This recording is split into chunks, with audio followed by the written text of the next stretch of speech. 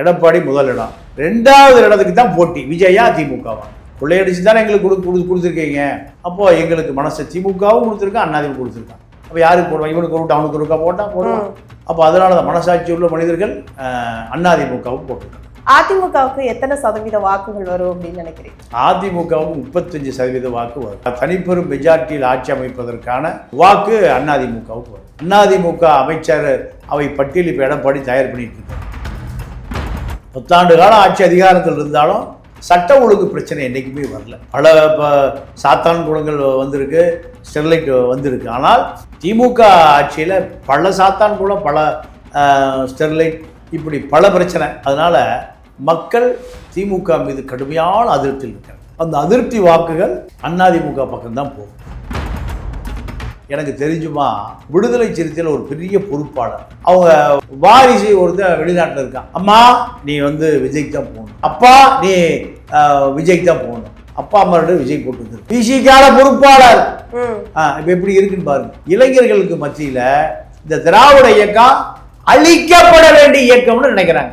அப்ப இந்த அவேர்னஸ் வருவதனுடைய விளைவுதான் திமுக அதிமுக ஓட்டு போட எங்க போறான், விஜய் ஓட்டு போட. விஜய் சராசரியா அவங்க கட்சிக்கு எத்தனை தொகுதிகள் கைப்பற்றுவாங்க அப்படிங்கிற மாதிரி உங்க கருத்து? எனக்கு தொகுதிகளை கைப்பற்ற அளவுக்கு வாக்கு வரும்னு நம்பிக்கை. விஜய் அவங்களே 2 தொகுதியில நிக்கிறாரு.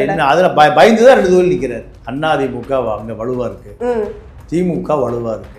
இந்த திமுக அதிமுக 2 பேரையும் ஓட்ட ஒரே ஜம்புல திமுக அதிமுக 2 பேரையும் ஜெயிக்கணும். அது சாத்தியமா? சேகர் பாபு போனை வச்சு தாக்கி இருக்காரு. அது என்ன காரணத்தை வச்சு தாக்க வேண்டிய அவசியம் என்ன?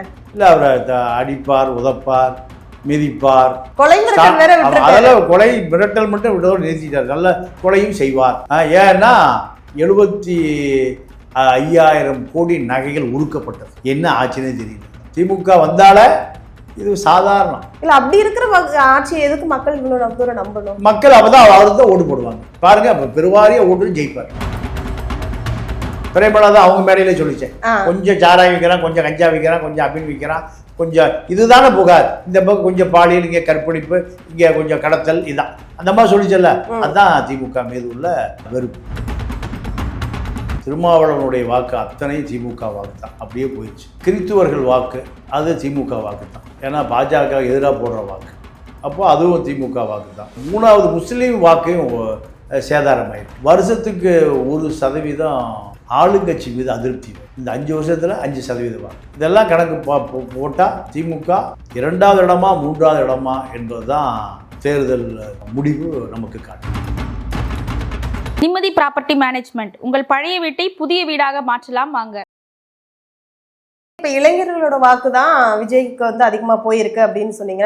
அப்படின்னு பார்த்தா பெண்களுமே அதிகமானவர் குடும்பத்துல இருக்கிறவங்க எல்லா பெண்களுமே சரி, கண்டிப்பா நான் விஜய்க்கு தான் போட்டு வந்திருக்கேன், போட்டு வந்து அவங்க வாயாலே சொல்றாங்க நான் விஜய்க்கு தான் போட்டு வந்தேன். வயசான பாட்டியோ சரி, எல்லாருமே அவங்களுக்கு தான் போட்டோன்னு சொல்றீங்க. அப்ப எதை வச்சு நீங்க இளைஞர் மட்டும் நீங்க? இல்ல இளைஞரை சொல்லல, நீங்க அதிகமான போட்டு இளைஞர் போட்டிருக்காங்க, பெண்களும் போட்டிருக்காங்க.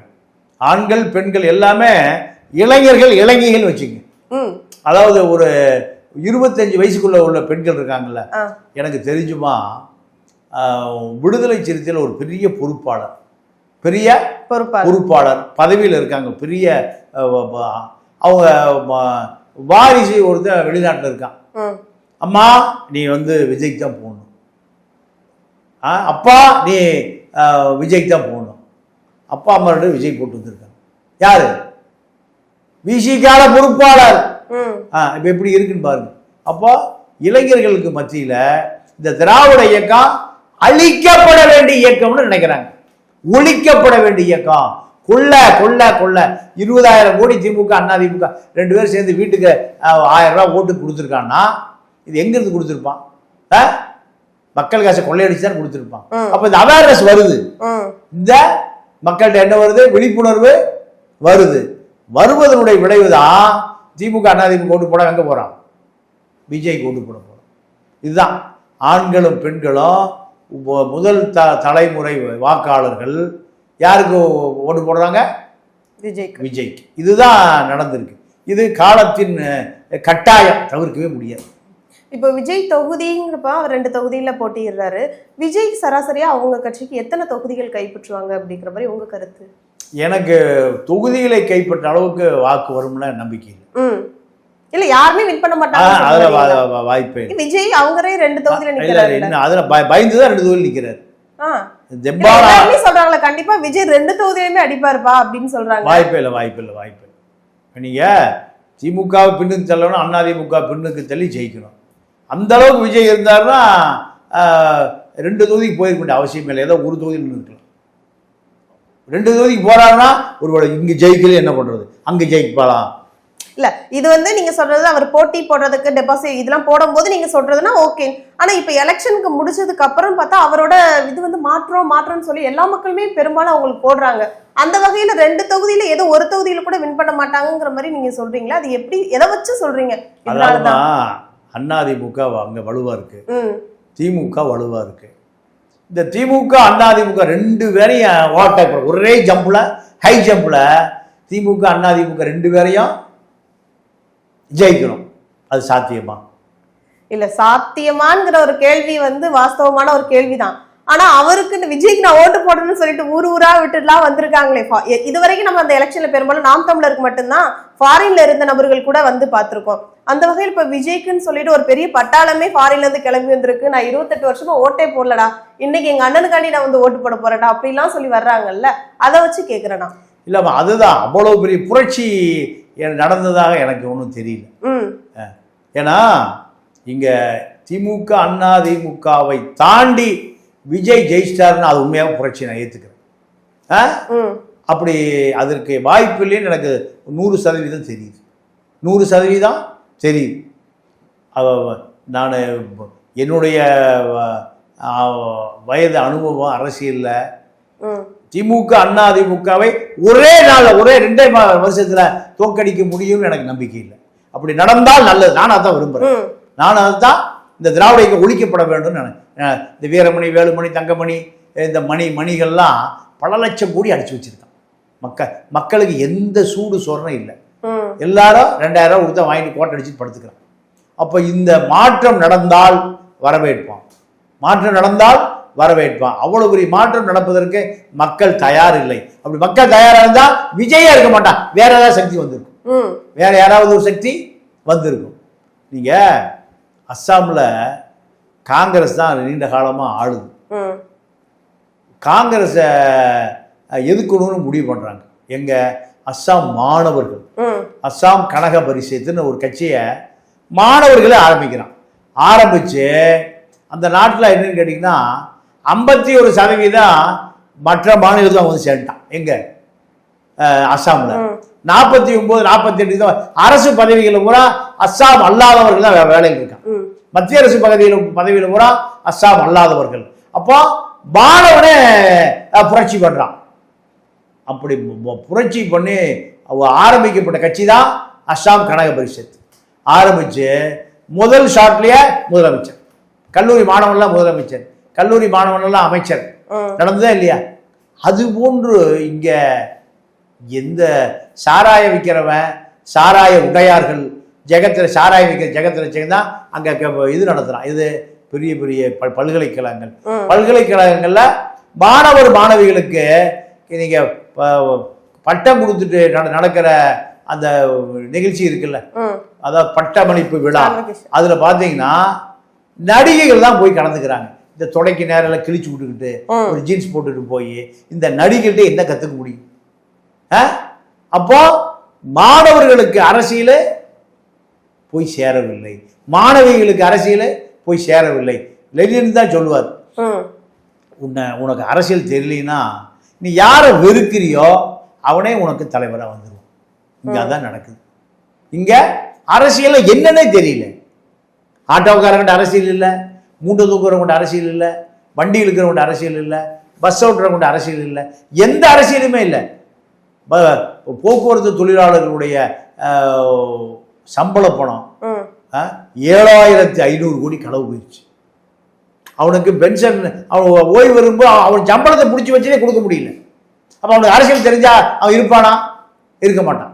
இப்படி எல்லா வகையிலும் அரசியல் இங்கு மழுங்கடிக்கப்பட்டு கொள்ளையடிப்பதுதான் அரசியல், கொள்ளையடிப்பதுதான் அரசியல். கொள்ளையடித்ததை மக்களுக்கு ஓட்டுக்கு 2000 கொடுப்பதுதான் அரசியல். அப்பெல்லாம் கலெக்ட் பண்றதை இப்ப இதுதான் அரசியல். இங்க அரசியல் என்பது நீங்க மக்கள் எப்படி ஏமாற்றப்படுகிறான், மக்கள் எப்படி வஞ்சிக்கப்படுகிறான் அரசு அதிகாரிகளால், அரசியல்வாதிகளால், அரசு பணம் எங்க போகுது, இதெல்லாம் மக்களுக்கு போய் சேராமல் ஊடகங்கள் இதுல உடந்தை. நம்ம குஷ்டரோகி ஆய்த்தனார், கேரளா நம்பியுதிரி தினமலர் பார்ப்பான், இவர்கள் தான் இங்க ஊடகங்கள். அப்போ மக்களை பொறுத்த வரைக்கும் பெரியாருடைய கருப்பு சட்டை தான் இப்ப ஞாபகம் வருது. ஏன் கருப்பு சட்டை போட்டாரு? இந்த நாடு இருட்டா கிடக்குதுடா, தமிழனுடைய மனநிலையம் இருட்டா கிடக்குது, இதுக்கு தான் பெரியார் என்ன சட்டை போட்டாரு? கருப்பு சட்டை. இப்ப அதே தேவை இருக்கு, கருப்பு சட்டைக்கு தான் இப்ப தேவை. இங்க அரசியல் யார்ட்டையுமே இல்லை. அரசியல் அனைவரிடம் வெளியேறி விட்ட காரணத்தினாலதான் இப்ப விஜய்கிட்ட போய் சேர்ந்து. விஜய் மேல வந்து பெருசா எந்த உடன்பாடும் இல்லை யாருக்குமே, அவர் வாட்டில் வர்றாரு போறாருங்கிற மாதிரி நீங்க சொல்றீங்க. ஆனா எந்த காரணமே இல்லாம தான், எந்த பயமும் இல்லாம தான் துறைமுகம் தொகுதியில வந்து விஜயோட வேட்பாளர் ஒருத்தவங்களை வந்து இவர் சேகர் பாபு வந்து போனை வச்சு தாக்கி இருக்காரு. அது என்ன காரணத்தை வச்சு தாக்க வேண்டிய அவசியம் என்ன? இல்ல, அவரை அடிப்பார், உதப்பார், மிதிப்பார். அவரு கொலை மிரட்டல் வேற விட்டுருக்காரு. அதெல்லாம் கொலை மிரட்டல் மட்டும் விட நிறுத்திட்டார், நல்ல கொலையும் செய்வார். ஏன்னா 75,000 கோடி நகைகள் உருக்கப்பட்டது. என்ன ஆச்சுன்னே தெரியல, அது எங்க இருக்குன்னே தெரியல. கோயில் நகை உருக்குவதற்கு ஒரு அமைச்சர், இதை யாரும் கேட்கல. அப்ப திமிரு வருமா வராது? திமிரு வருமா வராதா? இந்த ஆட்சி மாறுது, இல்ல அவங்க ஆட்சியே வருது, இதெல்லாம் விசாரிக்கப்படுமா? கோயில் இருக்கிற நகையெல்லாம் எங்கேயா உருக்குறது, எங்க போச்சு? எந்த பதிலும் இல்லை. அதனால சேகர் பாபு பொறுத்த வரைக்கும் ஸ்டாலின் வீட்டு செல்லப்பிள்ளை.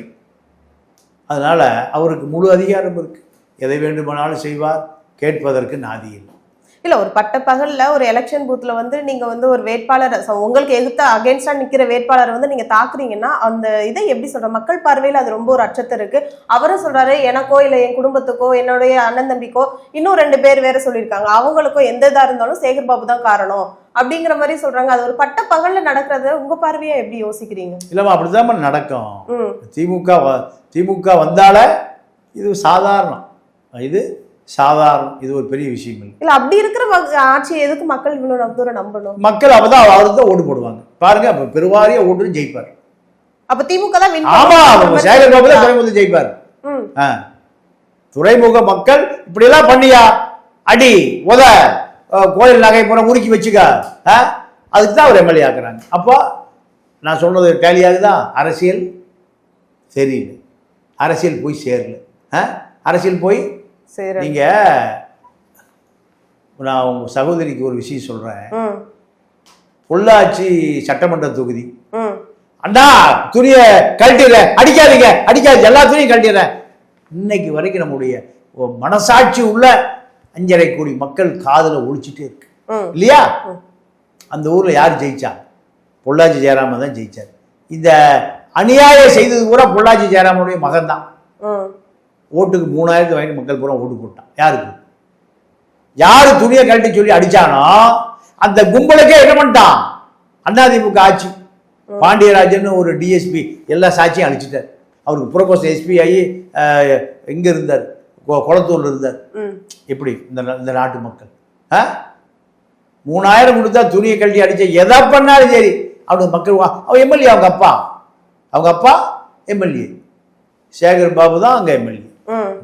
மக்களிடம் அரசியல் போய் சேராத வரை இது போன்ற அயோக்கியர்கள் தான்.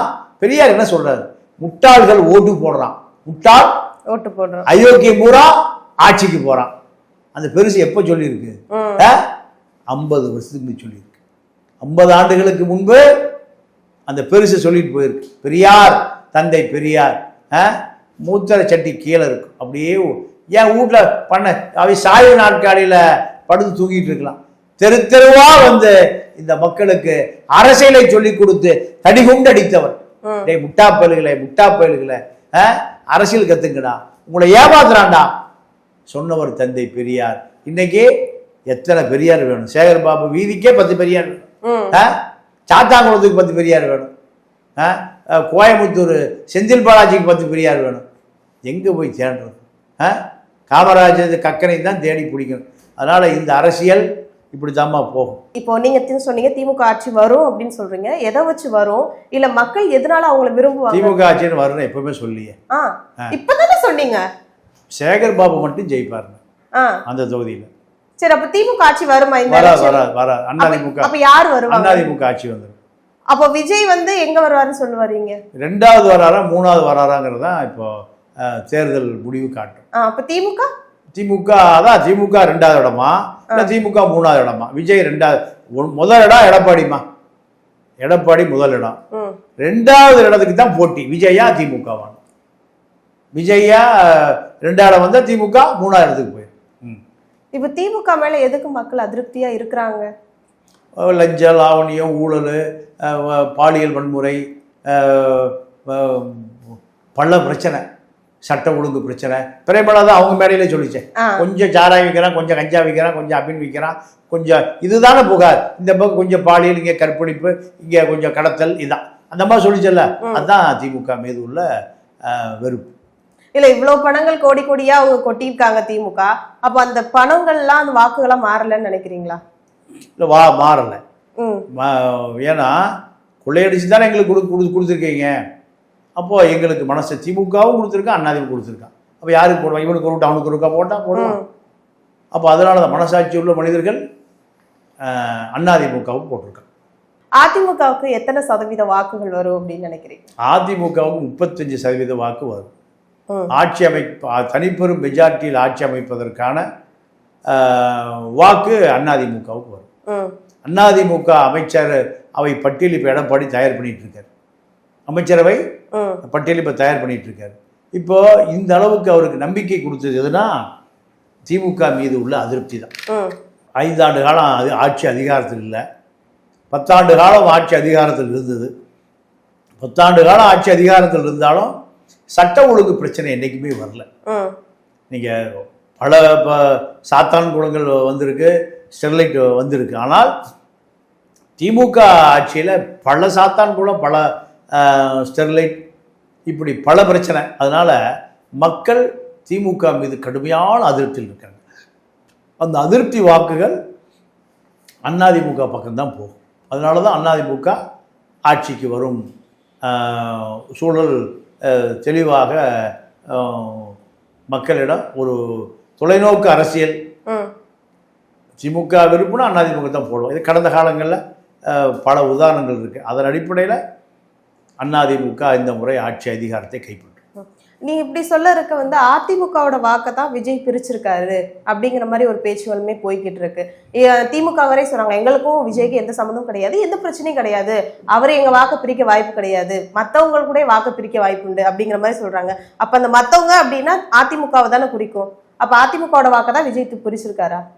தலித்து வாக்குகள், வன்னியர் இளைஞர்கள் வாக்குகள், முஸ்லீம் இளைஞர்கள், பெண்கள் வாக்கு, கிறித்துவர் வாக்கு, இதெல்லாம் திமுக வாக்கு தான்.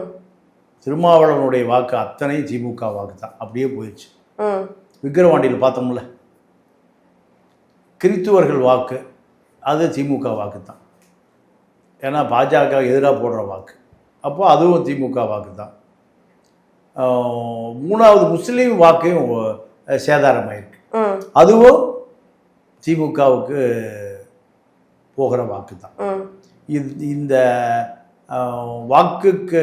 வாக்கு சதவீதத்தில் வருஷத்துக்கு 1% ஆளுங்கட்சி மீது அதிருப்தி வரும். இந்த 5 வருஷத்தில் 5% வாக்கு. இதெல்லாம் கணக்கு போட்டால் திமுக 2வது இடமா 3வது இடமா என்பது தான் தேர்தல் முடிவு நமக்கு காட்டும். இப்போ வந்து திமுக தான் இப்படி கலாட்டால இறங்குறாங்க அப்படின்னு சொல்லி நம்ம பார்த்துக்கிட்டு இருக்கோம். ஆனா அந்த வகையில் இப்போ வந்து அமமுகவுமே சார்ந்தவங்களுமே காரைக்குடி தொகுதியில வந்து நாம் தமிழர் வேட்பாளர், நாம் தமிழர் தொண்டரை ஒருத்தவங்களை தாக்கியிருக்காங்க. அதை எப்படி பாக்குறீங்க? இல்லை, இதெல்லாம் சின்ன சின்ன சண்டை வரத்தவங்க அடிச்சு மண்டவே இது பண்ணி இருந்திருக்காங்க. அதெல்லாம் சாதாரண விஷயம். நாங்கள் அந்த ஏரியாவில்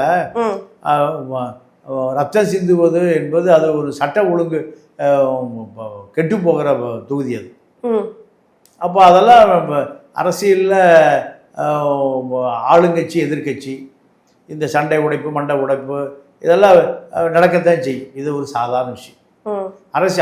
அரசியல்வாதிகளை பொறுத்தவரை இப்பவுமே அவர்கள் வன்முறையை கையில் எடுப்பதற்கு கொஞ்சம் கூட அஞ்சாதவர்கள்.